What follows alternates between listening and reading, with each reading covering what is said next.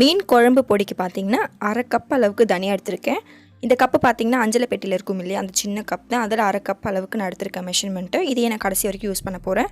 10 பல்லு பூண்டு தோலோடு சேர்த்துக்கோங்க. சேர்த்துட்டு சிறு தீயில தனியாவை நல்லா பொன்னிறமாக வறுக்கணும். வறுக்கும் போது பார்த்தீங்கன்னா நல்லா கமகமன்னு வாசனை வரும். அந்த பக்கம் வர வரைக்கும் நீங்கள் வந்து நல்லா வறுத்துட்டே இருங்க. இன்னும் நம்ம மணப்பெண் சமையலை சப்ஸ்கிரைப் பண்ணாதவங்க வீடியோ கீழே இருக்க ரெட் கலர் சப்ஸ்கிரைப் பட்டனை ப்ரெஸ் பண்ணுங்கள். பக்கத்தில் இருக்க பெல் ஐக்கானை கிளிக் பண்ணி ஆல் செலக்ட் பண்ணிங்கன்னா உங்களுக்கு மணப்பெண் சமையலோட நோட்டிஃபிகேஷன் கரெக்டாக உங்களுக்கு அப்டேட் ஆகும்.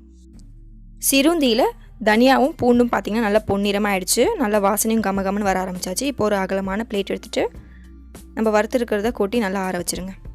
திரும்பவும் பேன் வச்சுட்டு நல்லா ட்ரையாக 1 ஸ்பூன் அளவுக்கு சோம்பு, 1 ஸ்பூன் அளவுக்கு வெந்தயம் சேர்த்துட்டு நல்லா பொன்னிறமாக வறுத்துக்கோங்க. நல்லா பொன்னிறமாக ஆன பிறகு திரும்பவும் அந்த பிளேட்டுக்கு மாற்றிடுங்க.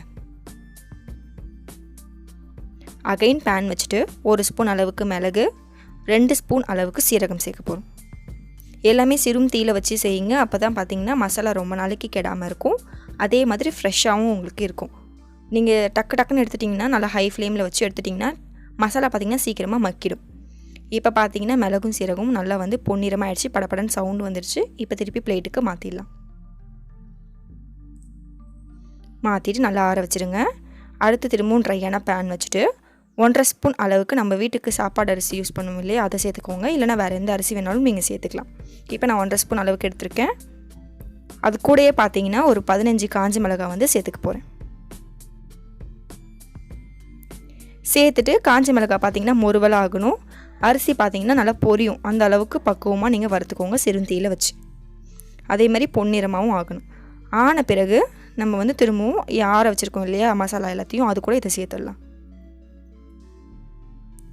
சேர்த்துட்டு நல்லா ஆற வச்சுக்கோங்க. ஆற வச்சுட்டு அதுக்கப்புறமேட்டு பவுடர் பண்ணுங்கள். அப்போ தான் உங்கள் மசாலா பார்த்திங்கன்னா சீக்கிரமாக மக்காமல் உங்களுக்கு ரொம்ப நாளைக்கு வரும். இப்போ நல்லா ஆறின பிறகு நான் மிக்ஸி ஜாரில் போட்டு நல்லா பவுடர் பண்ணி எடுத்து வைக்க போகிறேன்.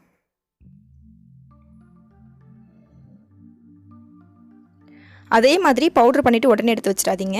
திரும்ப ஒரு 10 நிமிஷம் ஆற வச்சுட்டு அதுக்கப்புறம் ஒரு டைட்டான கண்டெய்னரில் மசாலாவை போட்டு ஒரு மாதத்துக்கு நீங்கள் ஸ்டோர் பண்ணி வச்சுக்கோங்க. 1 மாதத்துக்கு அப்புறமேட்டு திரும்பவும் ஃப்ரெஷ்ஷாக அரைச்சி நீங்கள் யூஸ் பண்ணிங்கன்னா உங்கள் மீன் குழம்பு ரொம்ப கமகமன்னு உங்களுக்கு பக்காவாக இருக்கும்.